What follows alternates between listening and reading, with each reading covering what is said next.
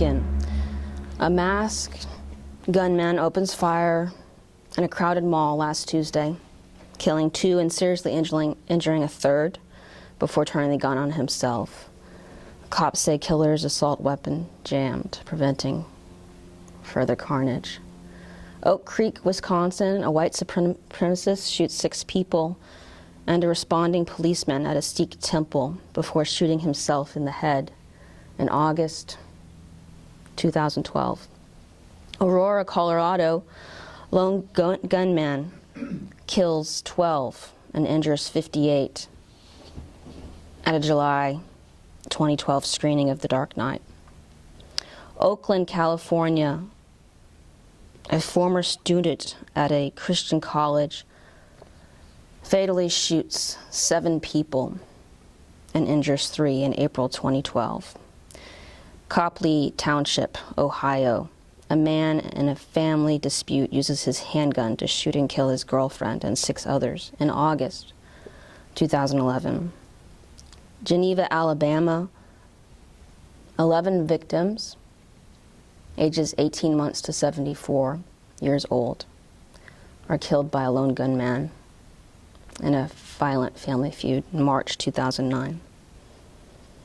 Omaha, Nebraska, a 19-year-old man shoots 9 people at a department store in December 2007 before the cops kill him. Blacksburg, Virginia, a student at Virginia Tech kills 32 classmates and wounds 25 before committing suicide in April 2007. I wonder what your thoughts were as I just read that list. Did you think, we've heard this before? Or did you feel angry because I was listing off things you didn't want to hear again? Did you think, yeah, I've heard this, I already know about this? Did you feel it at all? Because I think that we don't feel this anymore in our country, in our communities, in our lives. I want to tell you about my experience with hearing the news on Friday, what happened. I read an article. I hadn't heard about it. I'd been practicing. I was in Austin practicing meditation all day with my meditation instructor, and I hadn't heard. So I was reading the news that night, and I ended up reading an article in the Chicago Tribune. I read this whole article about what happened with these children in Connecticut. I finished the article and I felt nothing. I felt nothing. And I noticed it because I'd been meditating all day, because I've been meditating a lot lately, because I went to the Warriors Assembly, which was a 10-day retreat, and that was just a few weeks ago. I probably would not have noticed this had I not been practicing so much. But I noticed that I felt nothing. And I wondered about that. I wondered what that was. And I started to kind of become curious. I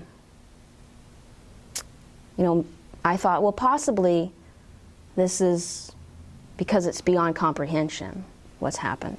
Maybe that's it. But then I thought about it a little bit further, and I realized that I felt nothing because we hear these stories, and we live in this community, in this society where there's this kind of violence, this kind of mass shootings all the time, and we block it. That's what we do. It's part of our ego. It's a part of our ego mind. I know that this is a complicated concept, ego mind, so I'm not going to explain it in depth. It really is something that you begin to experience the more you meditate. But just briefly, ego mind is what we create to live in this world, to survive in this world. It begins when we're very young and we start to try to get our needs met, and we start making decisions about how, well, this doesn't work and this does work, so I'm going to do this, and that's one of the beginning layers of ego. And then we continue to create ego, and it's part of ego is protecting ourselves from pain. It's sort of our human condition to want to avoid pain and seek pleasure. So we start creating what, we put up barriers between ourselves and pain so that we don't have to feel it. And part of those barriers are thoughts, the way we think, the way we feel, are protectors of our heart. And it begins when we're young and we don't notice we're doing it, and it continues throughout our lives, and most of us never notice that we do it until we start to meditate and we start on this path, and then we begin to hear about it, and then we meditate and we begin to see elements of it. But it's a part of this path that continues to reveal itself. The longer you meditate, the more you will begin to see this aspect of your mind. But the impact of ego is something that is profound.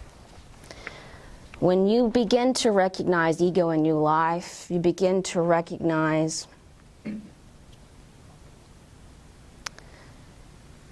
how it covers over your heart. And it covers over your heart when you're not choosing for it to do it, because it's habitual. It becomes a habit, and it resides there. And it's beyond your thinking at that point. It's just as sort of unconscious. But it covers over your heart, and it blocks your experience of the world. It keeps you from feeling and directly connecting with the world that you live in. It keeps you from connecting with the people in your life.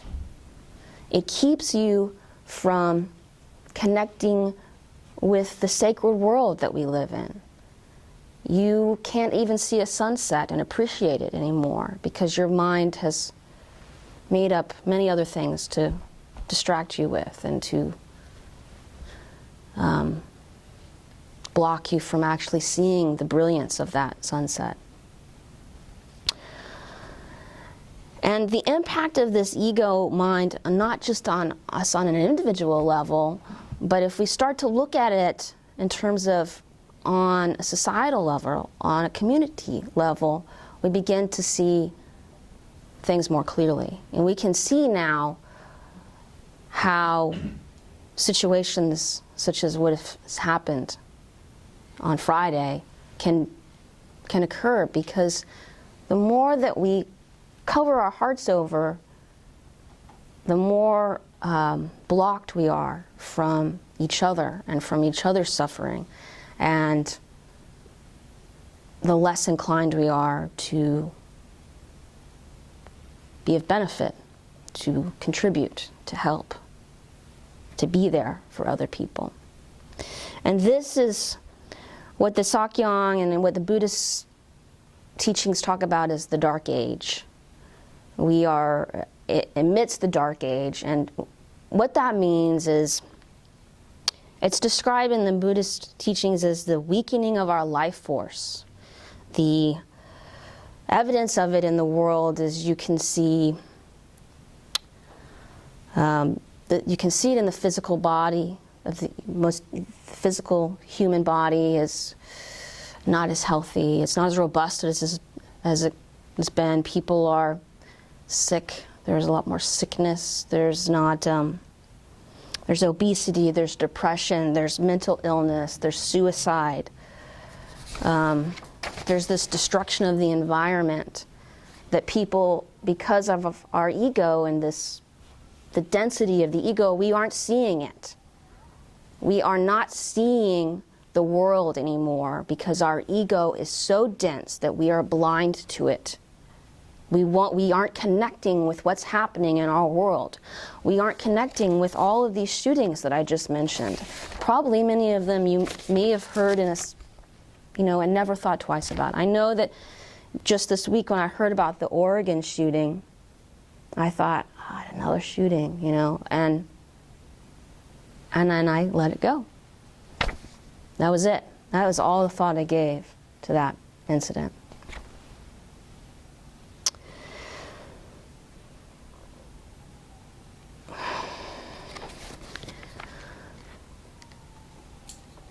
So we live in this cocoon, is what the Shambhala teachings talk about the ego as a cocoon. It's something you can use to visualize the ego, this image of the cocoon. It wraps around your heart, and it is dark and warm and cozy and comfortable and safe, but it wraps your heart up, and it doesn't allow you to connect with other people in the world around you and to be alive, really alive.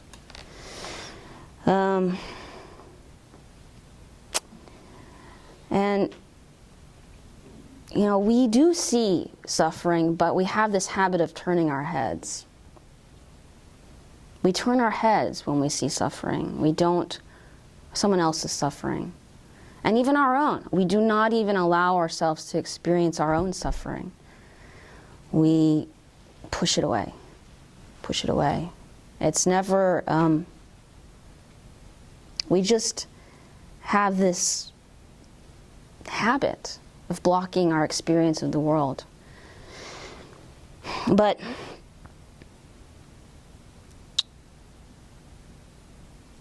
underneath the cocoon and within ego, there is this goodness that is our heart. And in our heart, there is this goodness, there's compassion, there's love, there's generosity. There are all these incredible qualities that we numb out, and that we block, and we keep locked away.